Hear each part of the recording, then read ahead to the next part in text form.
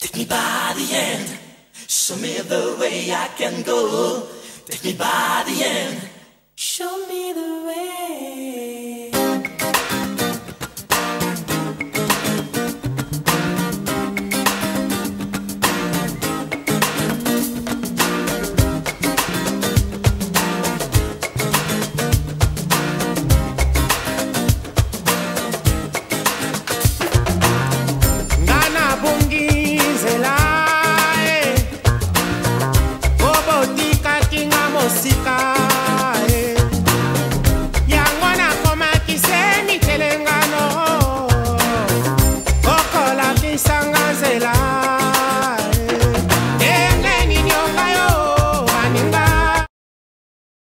Makumbo, bonjour. Bonjour.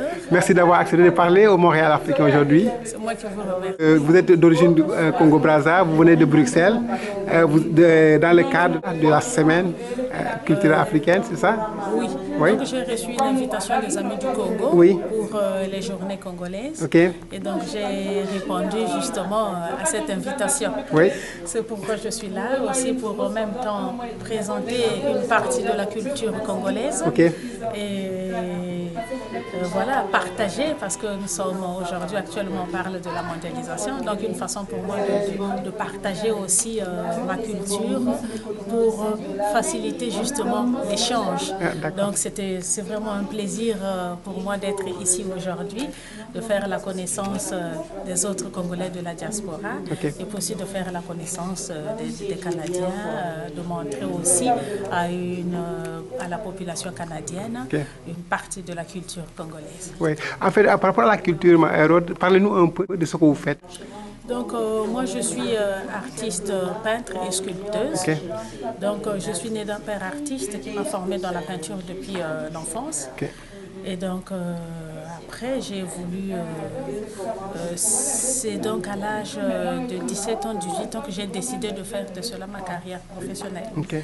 Donc, voilà, de la création à l'envie, c'est devenu une vraie passion aujourd'hui. Okay. Donc, comme je disais, je fais la peinture et la sculpture. Donc, dans la peinture, je peins au couteau. Oui. Le couteau, c'est comme la truelle des maçons. Okay. En petit format dans l'art, oui. ça s'appelle le couteau. Oui. Donc, je travaille avec la pâte de la peinture. Okay. Donc, vous allez remarquer sur mes œuvres, oui. peindre pour moi, oui. c'est en quelque sorte construire. Okay. Oui. Donc, voilà. Donc, je fais plutôt un style réaliste, okay. Expressionniste. Oui. Oui. Donc, on voit tout de suite ce que j'ai voulu dire, ce que j'ai envie de partager, ça se voit directement. Oui. Et dans la sculpture, je fais des sculptures avec la sciure de bois et la colle. Oui. Donc la matière de base, c'est la sciure et la colle oui. Que j'applique sur une structure métallique. Okay. Donc le dessin est d'abord fait avec les barres de fer. Et là-dessus, j'applique la matière. Okay. Sur la matière, donc, j'habille avec du tissu. Et je travaille ce tissu toujours avec la même matière, okay. La sciure et la colle. Et pour finir, je peins puisque je suis peintre à la base. Okay. Donc la finalité, justement, c'est que je veux les habiller avec des couleurs. Ok, oui, je vois. Je vois, vous avez de très beaux, c'est très très beau vraiment votre travail. Expliquez-nous comment vous vous inspirez, quelles sont vos sources d'inspiration pour faire tout ça? Je suis une personne qui s'inspire de la réalité. Okay. Et donc, dans mon art, j'ai choisi comme thématique de base oui. La femme africaine. Okay. Donc, son quotidien, sa vie de tous les jours m'intéresse. Okay. Et comme moi-même, je suis une femme africaine, okay. Je vois que je suis aussi bien placée pour parler en fait de ces activités-là parce qu'avant tout, ce sont des choses que j'ai moi-même vécues, ce sont des choses que je connais. Je suis une artiste qui attache de l'importance à la notion de la vérité. Donc, quand je parle de la femme africaine, en même temps, je sais ce que je dis, oui. Je sais ce que je fais. Parce que je suis moi-même une femme africaine. Okay. Donc en gros, le but serait ici de mettre en valeur la femme africaine. Ouais. Donc, je parle de son quotidien, c'est-à-dire sa vie de tous les jours. Okay. Ça, c'est ma thématique de base en premier. Et puis derrière ça, je retrace un peu, ou encore je parle un peu des activités traditionnelles. Okay. Des choses qu'on voyait fréquemment avant, qu'on ne voit plus maintenant, parce qu'il y a la modernité qui arrive à grands pas. C'est justement ce ce moment-là que moi, l'artiste, j'ai choisi aussi de rappeler encore, de dire, de faire attention parce que derrière ces activités, il y a un savoir qu'il ne faut pas mettre à la poubelle. Parce que c'est ça, c'est vite archaïque, c'est vite du passé, comme si on pouvait mettre ça à la poubelle. C'est là où justement j'interviens pour dire de faire attention parce que c'est un savoir, ce sont des repères. Donc en gros, je parle en termes de rappel et de repères. Et donc en même temps, je me sens comme une archiviste de la mémoire sociale et culturelle de mon pays ou encore de l'Afrique en général. Donc en conclusion, je dirais que je rappelle tout simplement à la jeune génération de prêter attention, de garder ce savoir parce que ce sont des repères. D'ailleurs, quand on comprend bien ces repères, on comprend aussi bien l'évolution du monde. Absolument, absolument. Rod Makumbo, merci beaucoup d'avoir appelé. C'est moi qui vous remercie. Merci, merci, merci bien.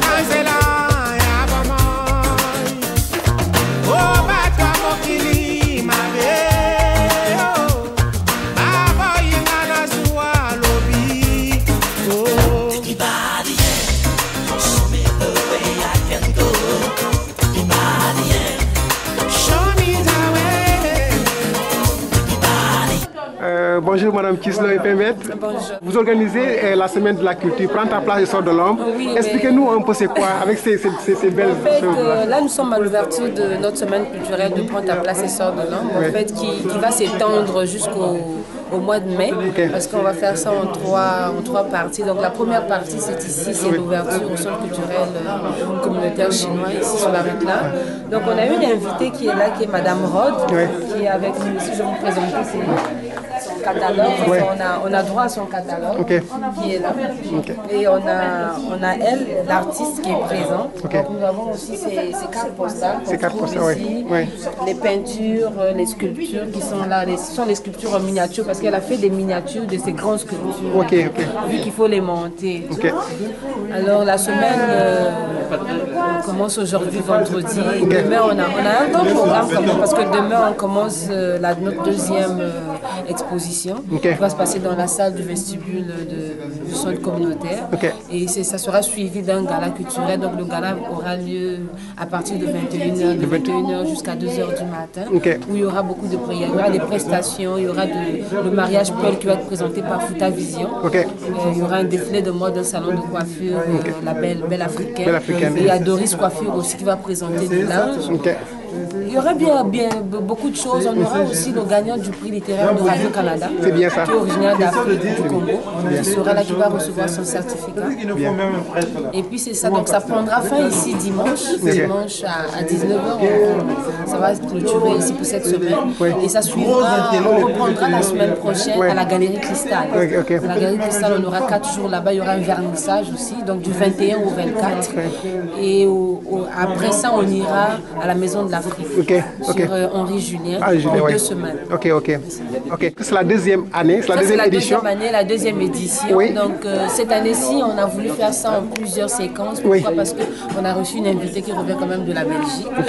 Et le but, en fait, pour nous, c'est qu'on aimerait que ça puisse avoir, peut-être à l'ampleur de vision, comment on appelle ça, vue d'Afrique, mais on aimerait que notre semaine culturelle s'étende en un mois. Alors cette année-ci, pour la deuxième édition, on a fait ça en 3 semaines, mais pas eu des semaines pleines, mais des journées. En fait, on a choisi des 3 jours semaine, 4 jours semaine, et on attend voir l'année prochaine, la 3e année, pour voir comment ça se passe. Ok, Madame Espérance Kislo et Pembet, merci beaucoup. C'est moi qui vous remercie. Merci, au revoir. Merci beaucoup d'être venu. Au revoir.